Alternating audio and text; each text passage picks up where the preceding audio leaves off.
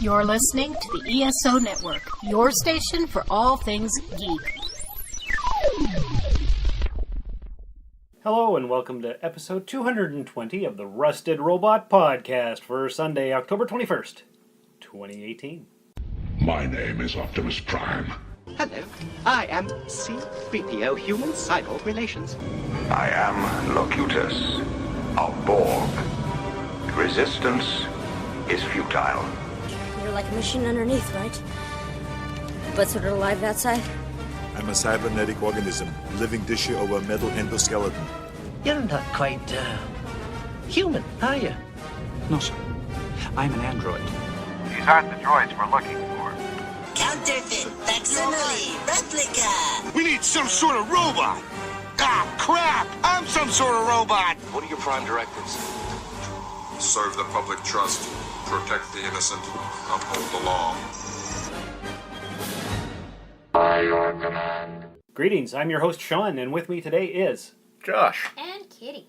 And we're here to entertain your socks off. Isn't that right, guys?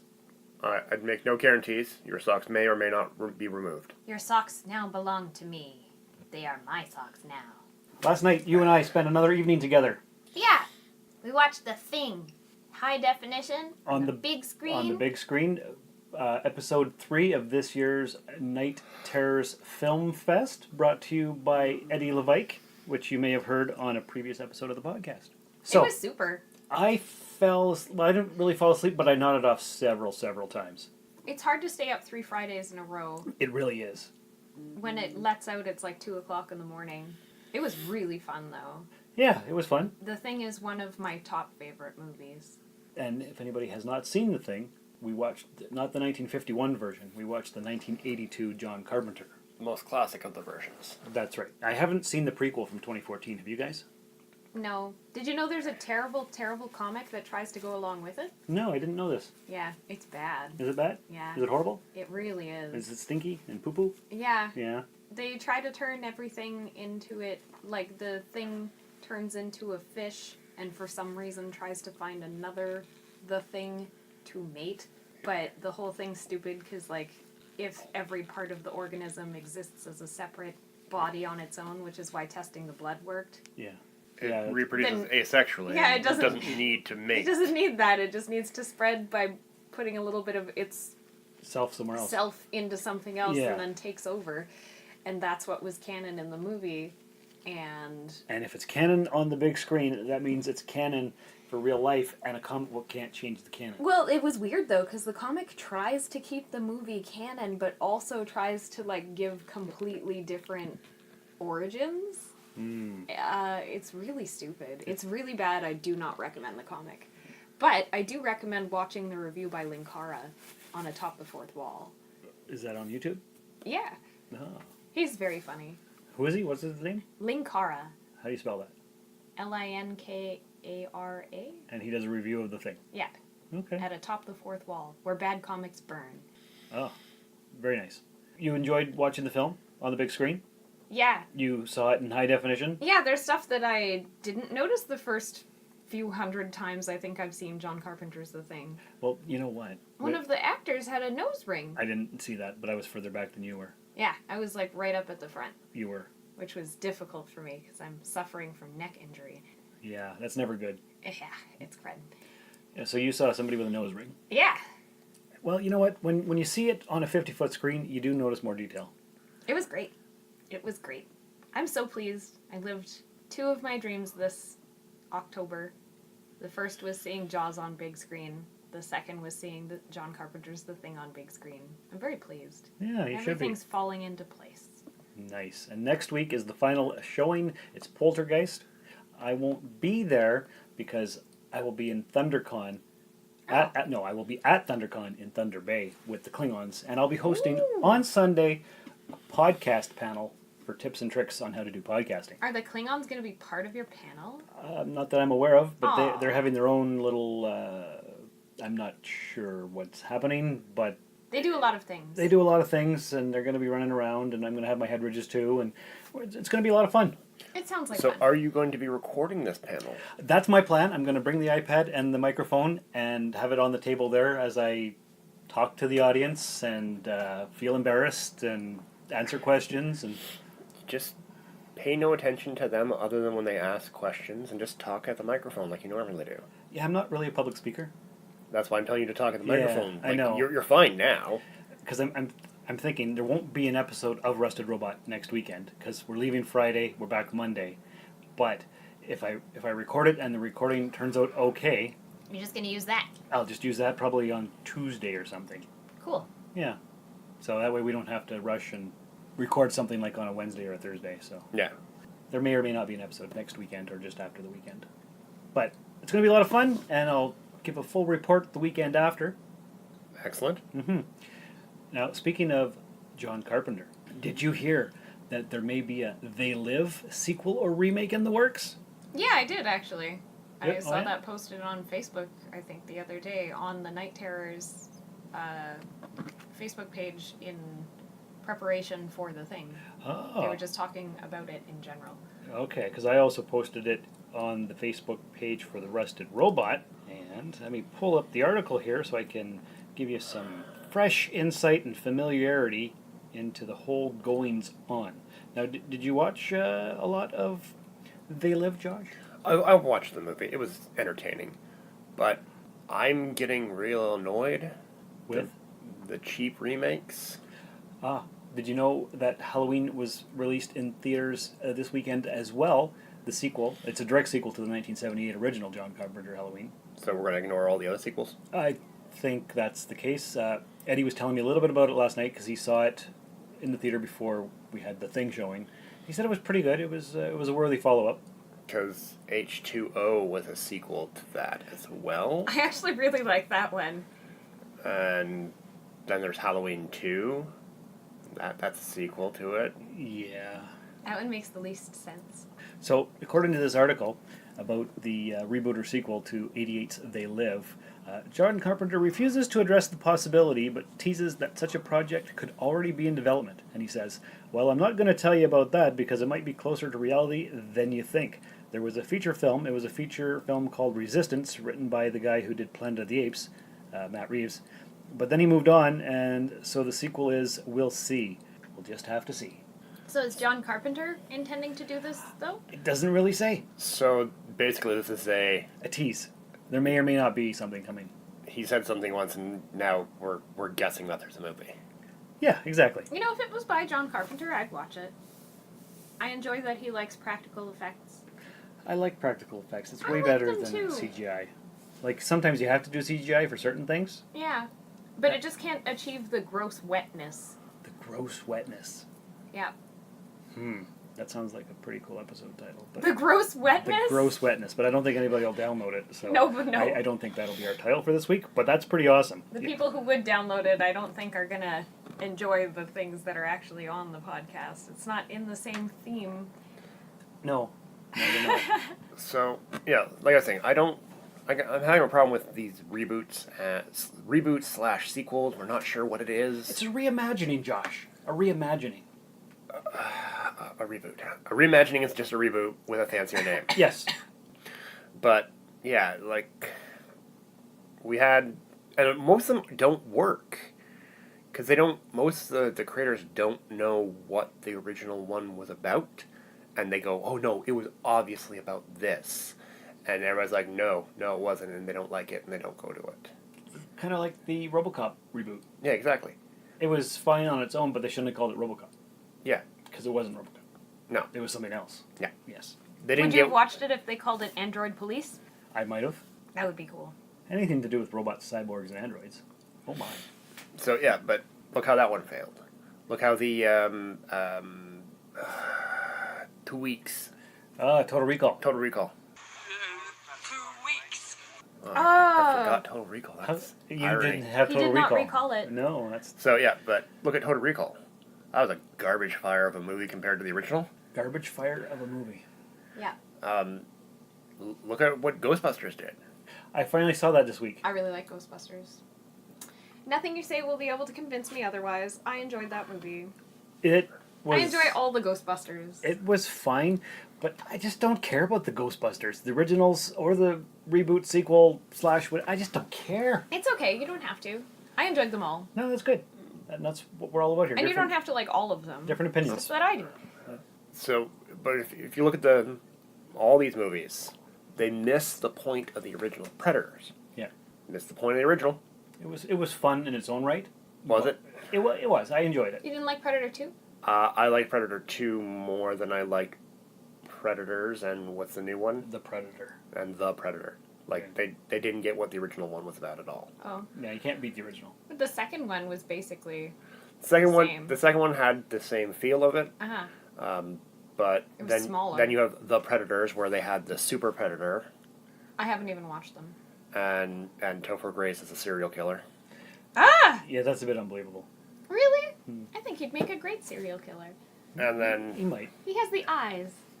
Yes. And then you had The Predators, which looked like a PG dumb action flick.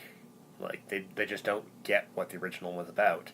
And they're like, oh, we need bigger, badder aliens, and they're coming here to adapt and evolve, and yeah, that's what it's all about.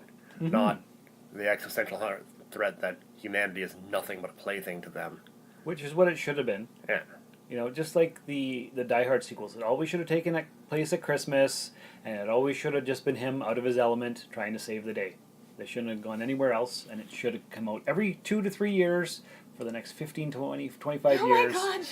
And just Die Hard after Die Hard after Die Hard. John McClane in a funky situation that he has to save the day for. Yeah. I would think that would be okay.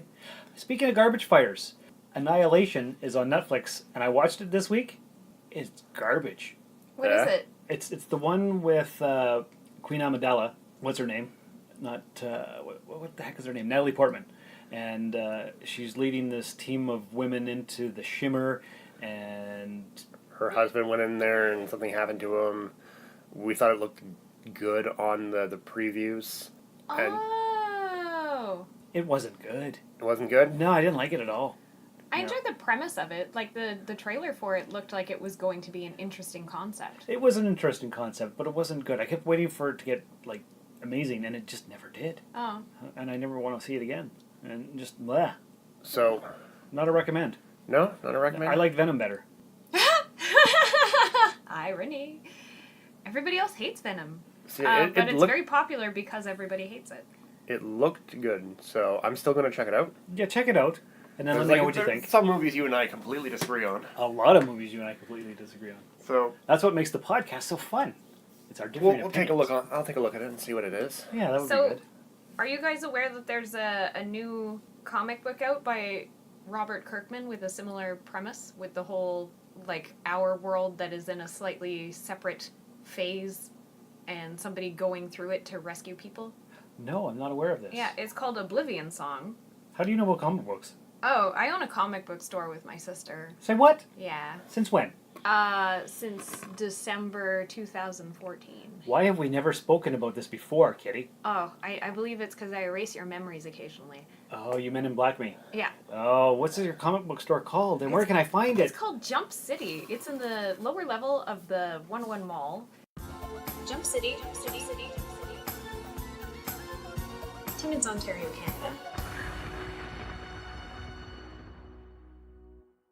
38 Pine Street North, Timmins, Ontario, Canada. Timmins? Yeah. That's where we are. Yeah. Holy crap. You don't say. Yeah. So it's by Robert Kirkman and Lorenzo De La Say it again. Felici? Yeah. Who? Della what? De Felici? Okay. I might be pronouncing it But incorrectly. Robert Kirkman created The Walking Dead, did he not? He did. Ah. Yeah, it came out March 2018.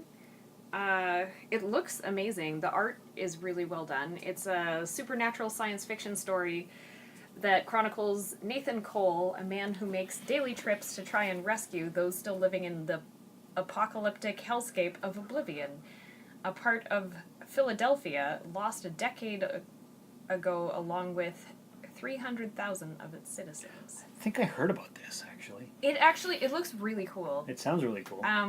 It described it as being that they couldn't tell if he had a death wish or if he just was like a thrill seeker or if he's just like a humanitarian that likes to go in and save people, but Yeah. they think it's more death wishy. But it looks really cool. And it came out in March. Mm-hmm. And now we're October. Yeah, it's already available. The And first volume is a trade paperback. We have it at the store. is It looks that right? really cool. I've been wanting to read it. I just don't have any time. What does a trade paperback run for generally? Usually about $22. Okay. 22 to 24, depending on its thickness. And you'll get 4 to 8 issues inside? Yeah. Well, that's all This right. one's probably more along the lines of like 8 issues. Oh, nice. Yeah. It's a thicker one, but I think it's about $22. Oblivion Song. Yeah. Well, that sounds fascinating. Mm-hmm. And before we continue on the podcast, take a listen to a word from our sponsor.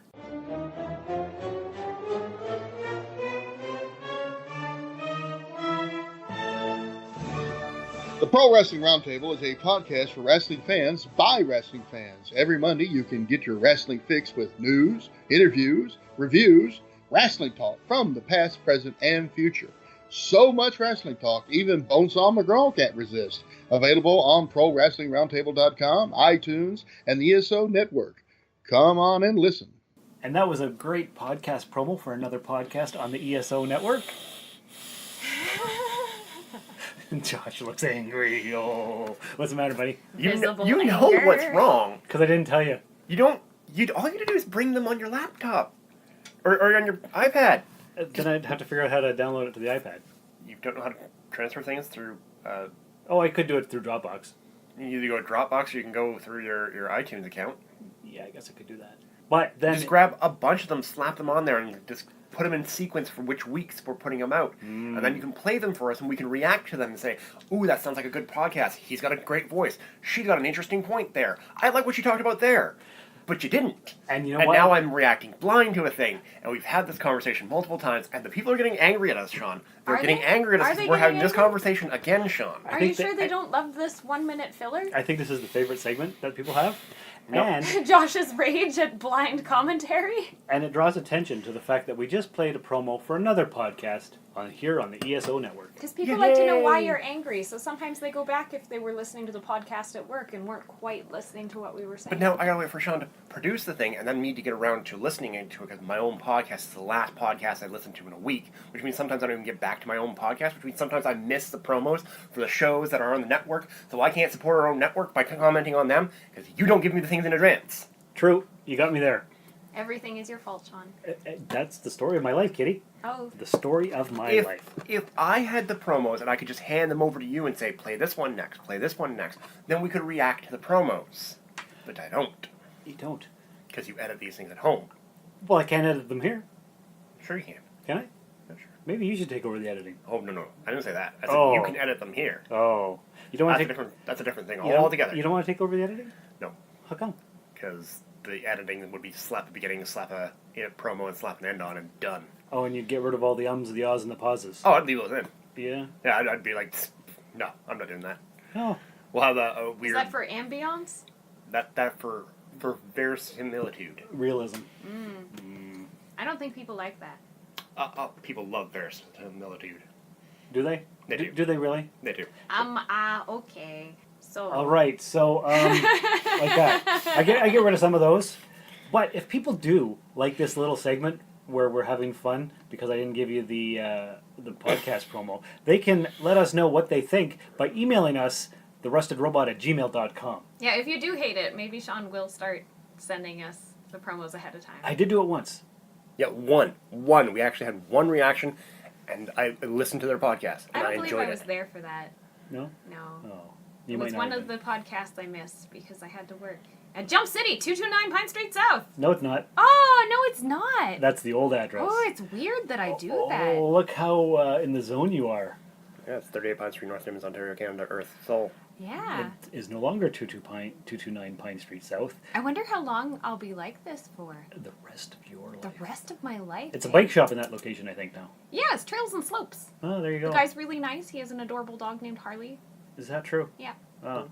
There's good service. There's some free advertisement for Trails and Slopes. Yeah, he's good at what he does. He's a nice person. He has a nice dog. And a nice shop. What does he do? He repairs bicycles, waxes skis. He'll repair skis, too, if they need repairs. Oh. He does both downhill and cross-country.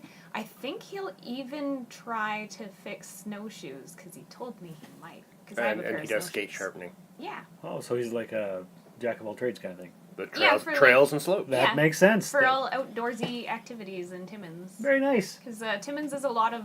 Outdoorsy stuff. Yeah, it's a lot of nothing here. Oh, you know what we got? We got 3 inches of wet snow today. We got our first snowfall. Why are you cursing? I thought we didn't want the E on this thing. Well, you know. Talking about outdoorsy stuff. Now it's winter season. It's here. I don't know. It doesn't bother me. We live here. It's not like we're not going to get it. Yeah, but I prefer cold than snow. Give me 40 below and no snow, I'll be fine. That's because we have to shovel it. But we live here, and this is the life that we chose. What were we thinking? Our best friend Ashley invited us to go live with her down south, but you said no. I like living here. Those were your exact words. I like living in Timmins. This is your choice. And so we live here, and we shovel the snow. You also had a comic book shop at that point. I can move it. No, you can't. Not down south. I'm not moving it again, though. Never again. Never again, is what she said. And speaking of never again, I got no transition. Absolutely nothing. So I'm just going to say, we got some sad news. I was looking through the list of celebrity deaths of the week. Lots of people died that were probably important. Probably important in some circles. No major pop culture celebrities, but Paul G. Ellen, who co-founded Microsoft with his childhood friend Bill Gates before becoming a billionaire philanthropist, technology investor, and owner of several professional sports teams, died October 15th. It says 2108, but I think that's wrong. I think it was 2018 that he died of non-Hodgkin's lymphoma. He died in the future? That's what it says, 2108. It does say 2108. Yeah, but how do we know he wasn't a time traveler? He might have been. He was 65 when he died. Linearly, he might have been older than that. It is not linear. Well, to be from 2108, like maybe that is his time when he died, but he died here in our time. He's going to die 90 years from now. Ooh. So, condolences on your upcoming death? I guess. Condolences on your upcoming death. You know what? That sounds like a pretty cool Hallmark card. However, we don't have a Hallmark here in Timmins anymore because it's closed down. So we can't send any cards to Paul Ellen because of that. You also can't send any cards to him because he's deceased. But is he, though? In the future. 90 years from now, or is it this week that just happened? Yes. The article is uncertain. I would say yes. Yeah, he died? You can always send one that says condolences on your upcoming death. You could, actually. That's true. In fact, there's certain situations where if you don't get along with that person, perhaps you don't want to send them that card. In case they suddenly die, because they're immediately going to look at you. That's suspicious. Yeah. Particularly if they die in a violent manner. Also, don't sign it in blood. Good call. Very good call. I'm glad I wouldn't sign it at all. I would buy it from the store wearing your winter gloves, and then go home, put on your latex gloves, seal it, using water to seal the envelope, and sending it off that way. Printing the address on the thing with a computer printer that you've never used before and will never use again. And make sure you wear a flesh mask. Sounds like you've thought this out. Well, it's how you send mail you don't want to be traced back to you. Yeah, wear a flesh mask of somebody else's face too, right? A flesh mask of somebody else's face. That's another condolence card you have to send out. Oh, man. It's a spiral. So, anyway, that just proves that just because you're a billionaire philanthropist, it doesn't mean you can cheat death. So that's... It just means you didn't spend your money in the right spot, that's all. I don't know, if it's 90 years from now... Well, that's true. That's like the length of longer than a lot of people get to live. And that's on top of how long he's already lived. Right. Yes, that's true.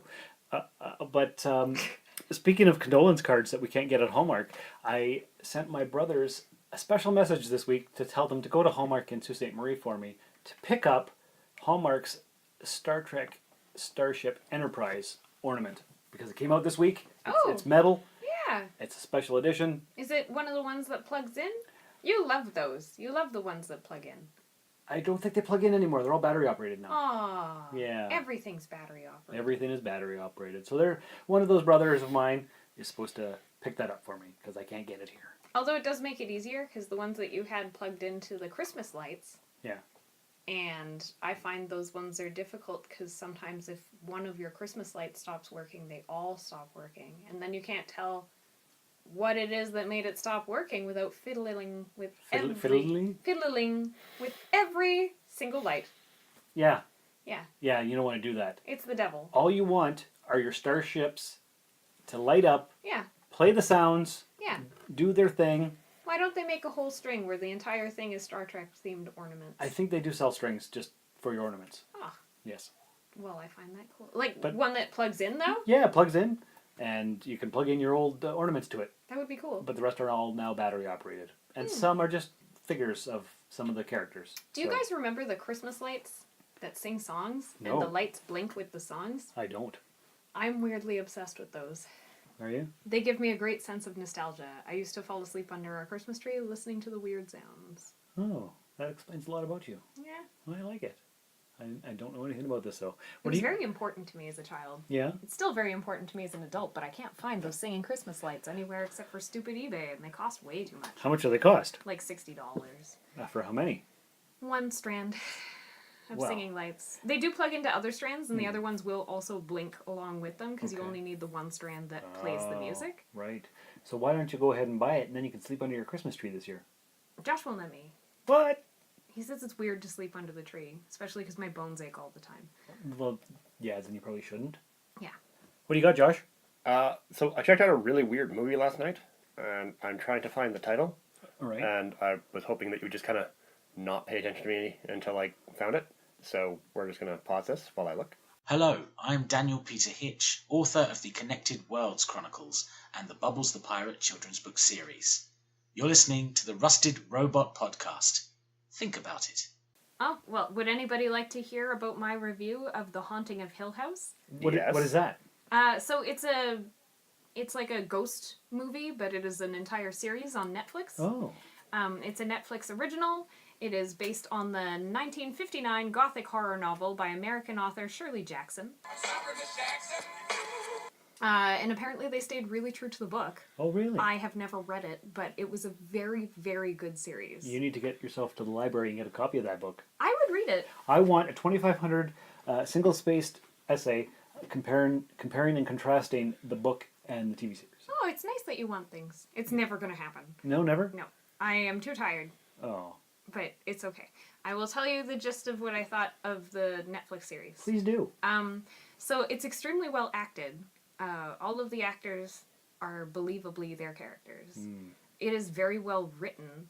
When you get to the end of the series, everything fits together like a perfect jigsaw puzzle. Ooh. Yeah. So like, most of the series has flashbacks in it. Okay. And it is played not quite linearly. It's not linear.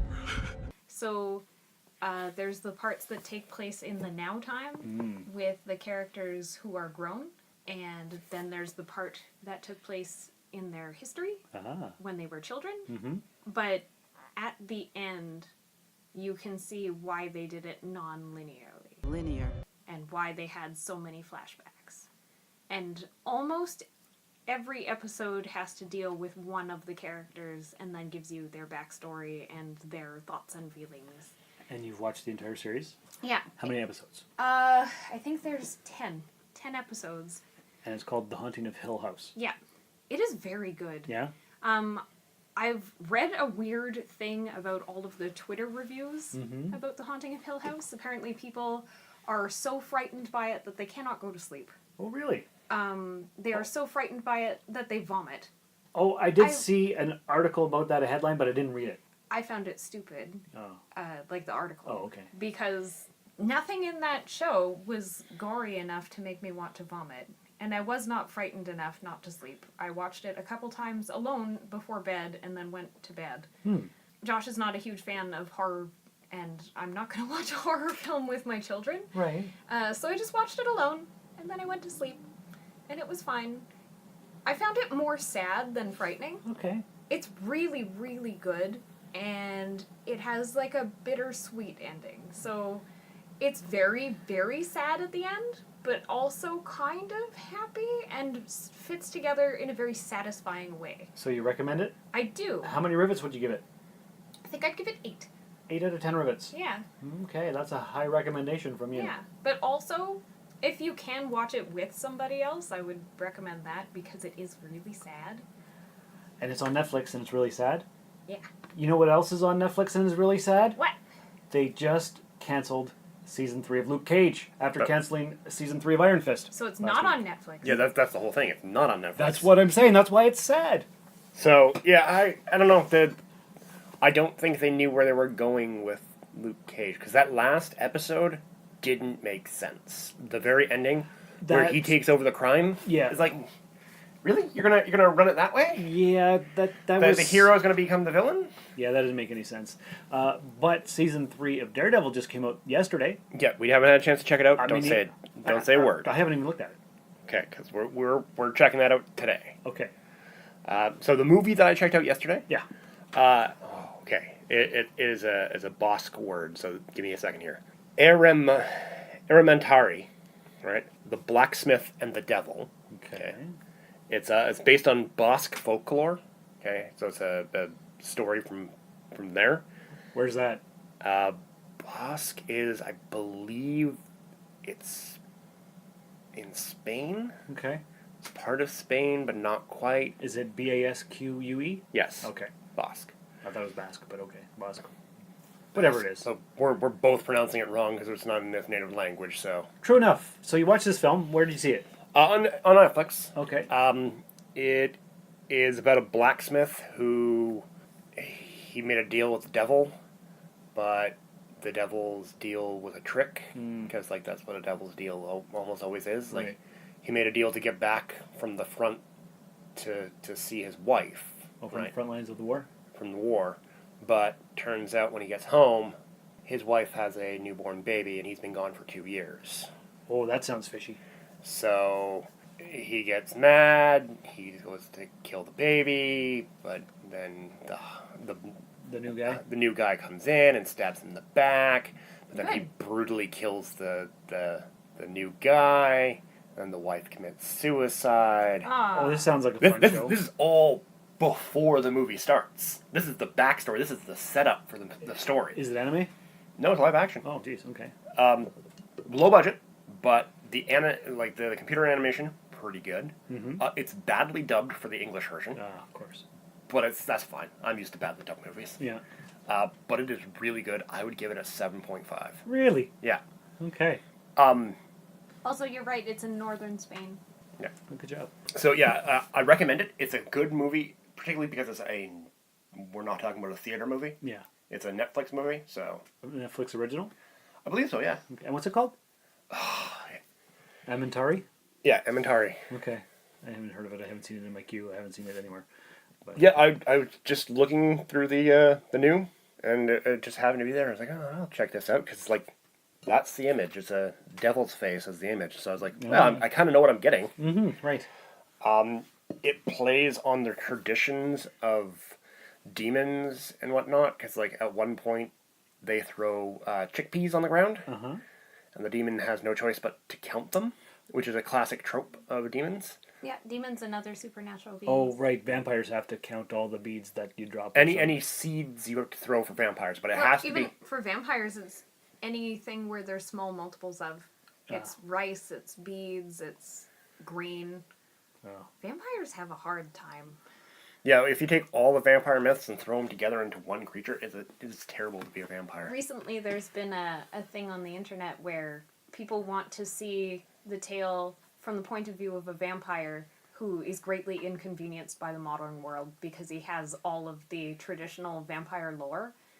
So he can't cross running water, has OCD problems where he has to count and pick up all of the small objects, can't go inside any places without being welcomed in first. So anytime he shows up at somebody's house, knocks at the door, and says, oh, you left this outside and I found it for you. And instead of saying oh, you're welcome or something, people always say, no problem, because that's how we say things now. So the vampire can't get inside. I would love to see this movie. It would be hilarious. It would be a great series, and Nisha's life would just be hard. And I feel like millennials would relate to the downtrodden, inconvenienced vampire. Doesn't get to go outside, has to work at a cubicle, desk job probably. It would be great. That would be great. I wish we had our own film studio. He'd have to be a knight. He'd have to work at night, which means he wouldn't be working a cubicle job. He could. He'd be working a cashier job. Teletech does it. Cashier would also be great. Would you like paper or plastic? Are you paying with debit or credit? Where the heck can you get paper bags? What are you talking about? Some grocery stores still have them. Really? Mhm. Yeah. Oh, jeez. I think No Frills has them. Particularly down south. Yeah. Oh, makes sense. Not up here. Not up here. We're up here. We're like, just take the plastic and go, man. That's right. Well, up here we strive to get people to get the reusable bags. Do you need bags today, or do you have your own? Hey, this is Dr. Trek, Larry Nemechek, and you're listening to The Rusted Robot with Sean and Josh and the Rust.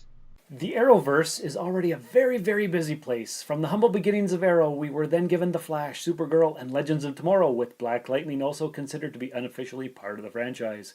And the family's about to get a little bit bigger too, as Ruby Rose's Batwoman is joining the fray later this year in Elseworlds, the yearly crossover, before being granted her own solo series. But it seems that the CW feels as if there's room for one more, as Fandom Wire reports that talks are heating up to give Tyler Hoechlin's Superman his own show on the network. With Henry Cavill out of the role on the big screen, Warner Brothers is hoping to keep the Man of Steel in the spotlight, and they've given their blessing to the CW to develop a show based on Hoechlin's version of the iconic hero. So what do you think about that? No. You don't want to see that? No. How come? Okay, two major reasons. One, we have a super family member already. Yes. We have Supergirl. We do have Supergirl. So let Supergirl shine. It's a really good show. I like that Supergirl. She's very nice. I like that Superman, but he's a fully realized Superman. He's not a learning Superman. She's a learning Supergirl. Yes, right? Yes. He's already A established. fully realized Superman, the solution to most problems is I'm Superman. Yeah, I could see that being a less entertaining show to watch. Because then the writers have to work out, how can we prevent Superman from just flying in there and saving the day? Because he's Superman. The best Superman stories are one-shot stories where you have one problem and that's all. Ongoing Superman stories tend to be like, but he's Superman, he can just do this. Even then, though, like, Lois and Clark had a fully realized Superman. But what made it entertaining is because he started out. It was mostly... Yeah, I know, but that was only in, like, the first season. Yeah. He has flights and tights. So that's like a whole thing. He's got all of his powers. But the thing is that makes it interesting is he has to keep coming up with new ways to tell Lois he's not going to be fill-in-blank area, or I had to leave because... But he never tells her, I have irritable bowel syndrome. So that would have been an easy fix to everything. Yes. So but what's entertaining is their relationship as Lois and Clark. That show isn't about Superman, though. No, it's about Lois and Clark. And that's then the them Clark having side to of the live story. with the weird Superman aspect of his life. Yes, but that whole show is Lois and Clark. And that's why it was good. Yeah. But just redoing that doesn't make any sense. No, you can't redo that. Although Netflix should consider putting it back on Netflix. Well, apparently Netflix just cancels all the superhero stuff lately. So well, that might be pressure from Disney? Marvel. Yeah. Yeah. Because like Marvel's starting their own thing soon. Oh, to compete with DC doing their own thing? No. To compete with Netflix. Why are we letting Netflix use our things when we can do our own? Now that we own all of media. Everything? Yeah. Yeah, they do own everything. It's like I'm not paying for another thing though, so I think we might. For the Disney, depends on what's on the Disney side of it. Because like if they all the Marvel, if they give us all of the movies that I have to wait for the Vault to release, we talked about that last then week. We will get it because it is actually cheaper to do it that way. I don't think I would bother to get it for the superhero things. I love them, but we're already paying for a streaming service, and I'm very satisfied with all the Netflix originals that have been coming out. So you're all set. So it like I said, it depends on what's on there. Because we're gonna have Marvel, right? Yeah. We're going to have Star Wars. We're going to have Disney. How much of the Disney stuff? Who knows? But the Fox stuff is coming in as well, because Fox would be that's almost finalized now. Ooh, so, does that mean we'd get Simpsons? Yeah, Simpsons is a Fox property. I would get it for Simpsons. Oh, there you go. So that's a lot. Like, they got a giant pile of media. They can just, blah, there you go, into a streaming service. It's funny that Marvel doesn't do it for me on the whole like Disney streaming channel, but I would get a streaming channel just for Simpsons. I would pay $8 a month for a Simpsons streaming channel. Is that right? It's very important. And here's the problem with the DC one. Warner Brothers is releasing their own, separate from the DC one. Yes, and Teen Titans has been certified fresh on Rotten Tomatoes. That new show. Is it? It's probably not good, right? I haven't seen it. certified fresh means it's gotten more good reviews than bad reviews. Really? Yeah. Ooh. But That's surprising. it is a binary state. So it's either a good review or a bad review. I guess that And then makes sense. that adds to the total, and then it becomes an average across that. It's a bad system. And I suppose it's people like me aren't going to watch it or rate it because So it doesn't appeal to me. I'm fine with other people enjoying it. A lot of 'cause the- Teen Titans has been remade so many times, but I'm not going to watch it, so I'm not going to rate it. Okay. A lot of the professional reviewers like it when we deconstruct our heroes and tear them apart from what they're supposed to be. It's like, but if you keep deconstructing the hero and never showing us the real hero, guess what? We don't get to see the real hero, so we can't compare it to your deconstructed version. Yeah. You can't just deconstruct a hero every time. Also, doing it all the time makes it lose its luster. Yeah. Like, Sometimes look we at just this like Robin to being see. all tough guy. But he's not being the young Robin. Yeah, but you haven't shown us the young Robin. The peppy-go-lucky Robin. Yeah, we haven't seen him since 1968. No, we saw him in the 90s cartoon. Oh, yeah. Yes, 90s cartoon Robin. But in even live then- action, he hasn't been peppy for forever. What's his face when he had the nipples on his suit? Yeah. He wasn't peppy either. No. Of course, his parents just died, so... Also, he was a young 30-year-old. Yeah. Chris somebody or other. Yeah. Chris, I can't remember his last name anymore. He's not been anybody for a while. All I remember is the nipples. On George Clooney's suit. Everybody's suit. Everybody had nipples on their suits? Yeah, No, they took them off Batgirl. Good call. It's probably a good call, yeah. Yeah. I don't understand why they put No. them on at all, really, though. Yeah, I don't know. Well, the director wanted them to be like the Greek statues. Okay. The 90s was a very weird time. They should have had beards. I feel like the beards are more important than the nipples. If you have a good enough beard, you have no nipples. Moving right along, Danny Trejo is attached to star in an ABC comedy project that boasts Will Smith among its executive producers. Trejo will star in and executive produce Food and Familia, which is currently in development at the broadcaster. The multi-camera comedy is inspired by Trejo's life. When the matriarch of the family passes away, she leaves her restaurant to her son, Danny Trejo, who is about to get out of prison, and her granddaughter, Michelle, who hates her father for abandoning her. This gift from beyond the grave might heal the father and daughter and get them back together, but it's going to be rocky as the two of them work their differences out while trying to operate a restaurant, live together, and become a real family again.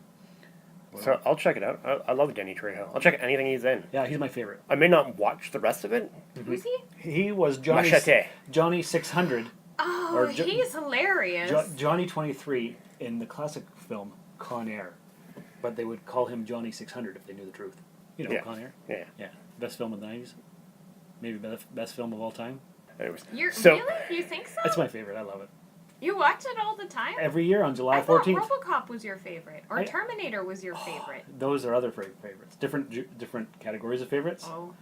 Yeah, so I love Johnny Trejo. Yes. If you pay him, he'll just come to your birthday party.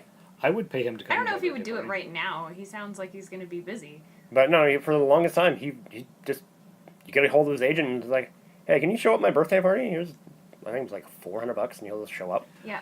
And hang out all afternoon. That's worth it. Yeah. I would pay $400 to hang out with Danny Trejo all afternoon. I'd like to see him try to make balloon animals. He's fun. I want to see him... Do you think in this restaurant show he's going to aggressively chop vegetables and other things with a machete? I hope so. I don't think so. It would be great. He might aggressively chop them with a regular kitchen knife. That would be I don't good think too. he's going to use a machete. Oh. If he does, though, that would be epic. Like a lamb or something. Just chop! Yeah, you can get one of those big meat knives that is like a miniature machete. I know, but like the joke would be that it looks like a machete. Yeah. Yeah. You can get a kitchen knife that looks kind of like a machete. We have one. Yeah. We have a little one. Yeah. That's fine. You A can use that. little kitchen machete. So, Food and Familia. All right. I would watch it. You said ABC? I think I said that. All right. I closed the article, but yes. I'll check it out. Awesome. Yeah. All right. So, how about we play a trailer right here for some kind of film? Help! Somebody help me! Hey, leave him alone. It's a tough world out there. And it's getting tougher all the time. And the world is not going to change Hello? Is anybody here? It's you that has to change. Something amazing happened.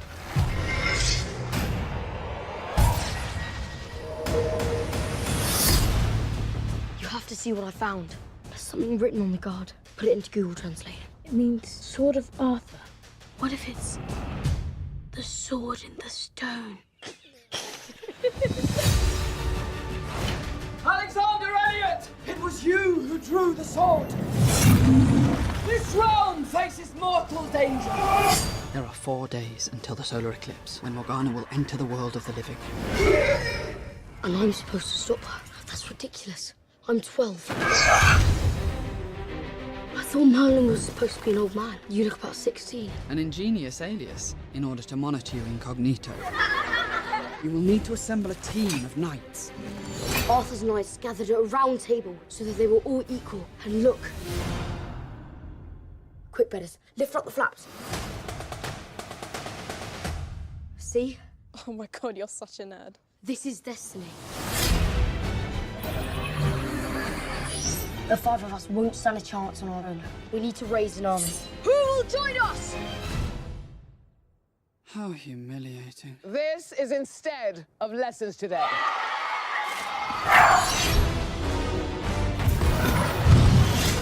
Awake, my warriors. This is the worst and best and most terrible, excellent thing that's ever happened to me.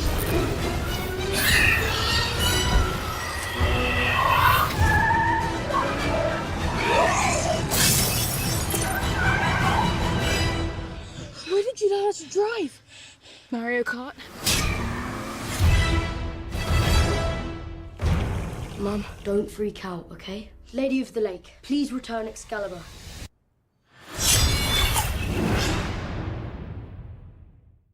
And what did we think of that trailer? What did we just play? So that was the kid who would be king. The Kid Who Would Be King, because we need another King Arthur film. This is not a King Arthur film in the same way. It's not a retelling of the King Arthur story. True enough, it's modern day. It's a child trying to live up to the King Arthur legend. It's not, oh, I've never heard of the Sword of the Stone, even though it's a 20th century retelling. Yeah, they joke about, they're like, do you think it's the Sword in the Stone? And then they collapse laughing, so. Yeah, it looks fun.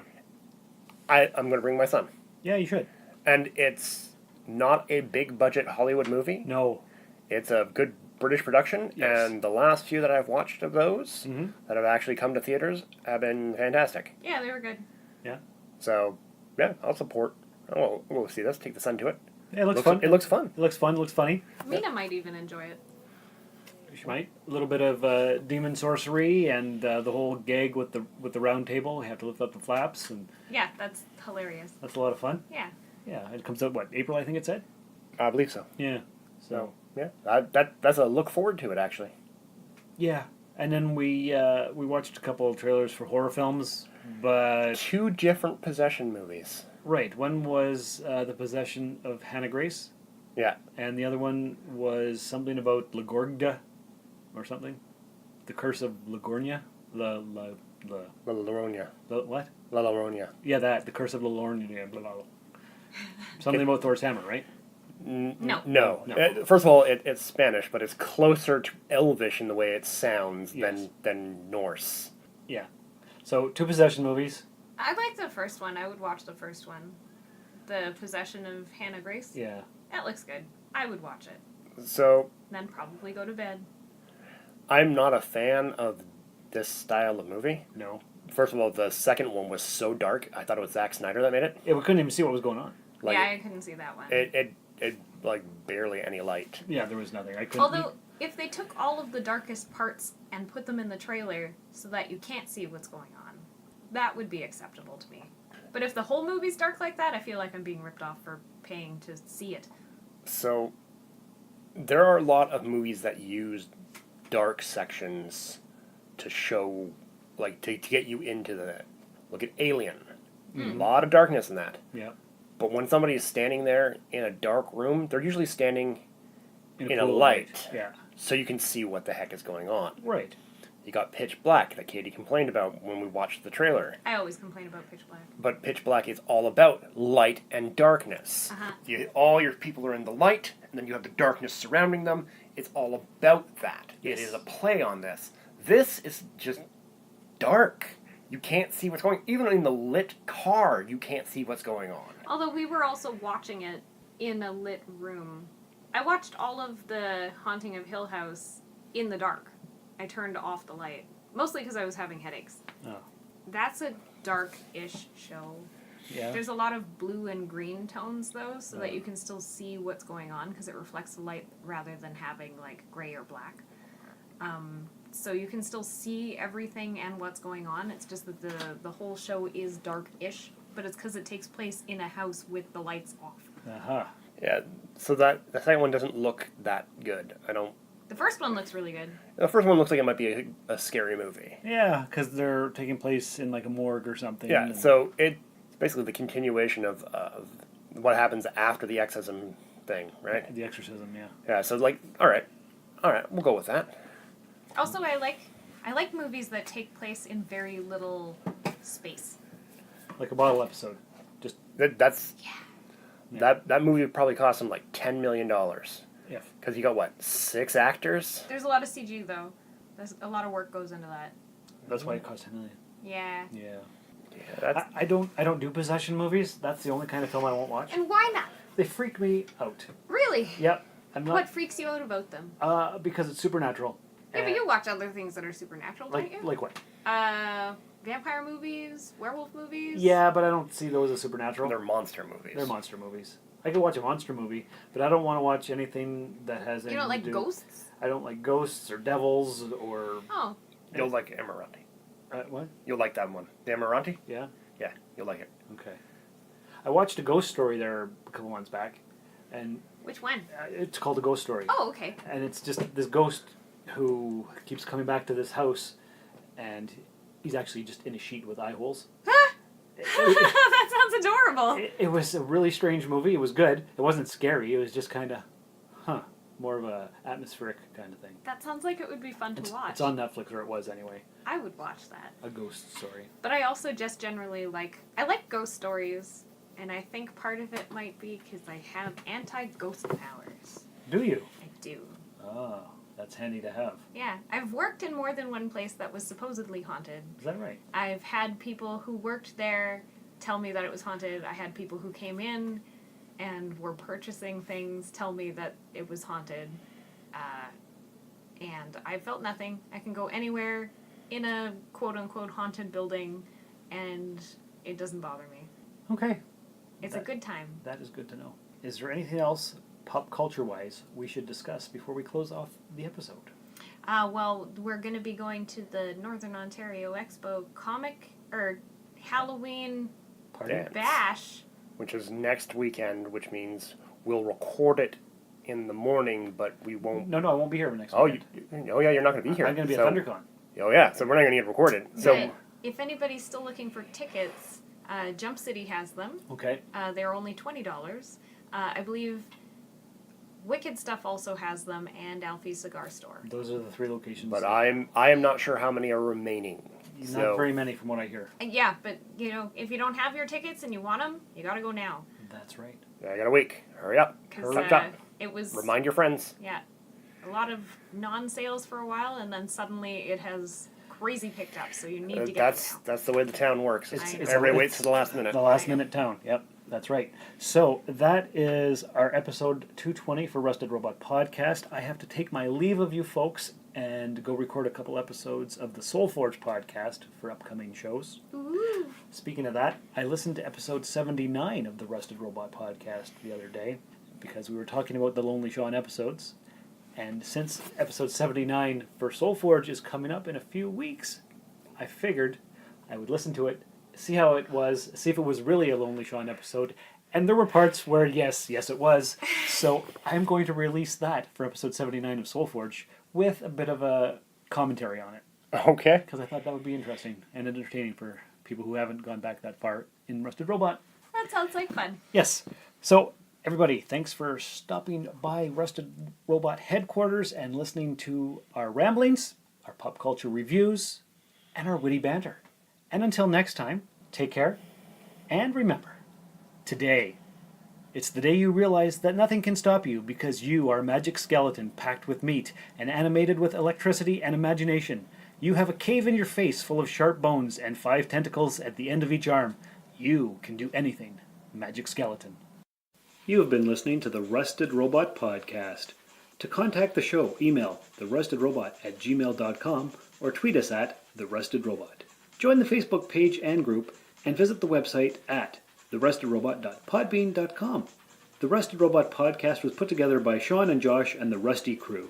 Please remember to check out our other show, the Soulforge Podcast, visit Jump City Comics in the 101 Mall, and leave a glowing review in your chosen podcast app. Thank you, and have a geeky day. The Rusted Robot Podcast. Think about it.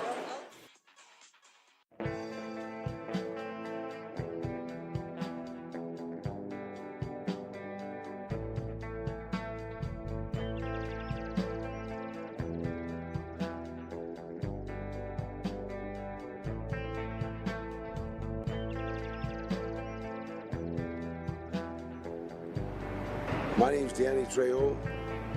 Some of you know me as an actor. Some of you just know me as a good friend. We all know the story of the prodigal son. That kid who got all his money and his inheritance, took it, left his family, his home, went out in the world and blew it all. You know, he spent it all on wine, on women, lost everything.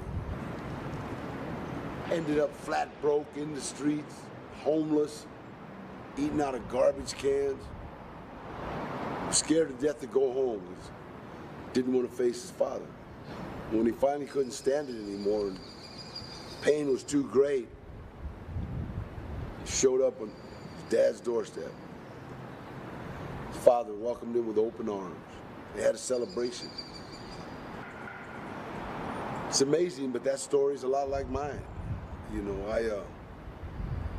I forsake my father and left, went crazy, ended up in the penitentiary, ended up with 2 friends on the way to death row, in the hole from Cinco de Mayo to August 23rd.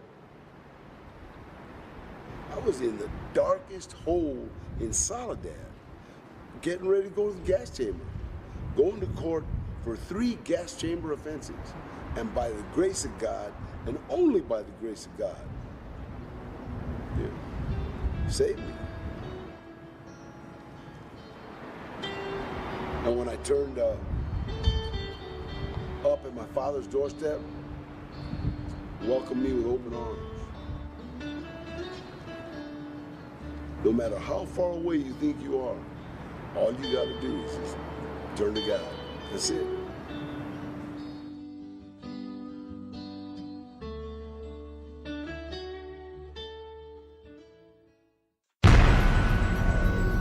This has been a broadcast of the ESO Network.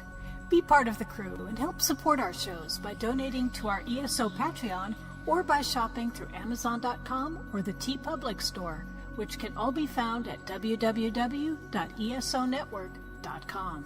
The ESO Network, your station for all things geek.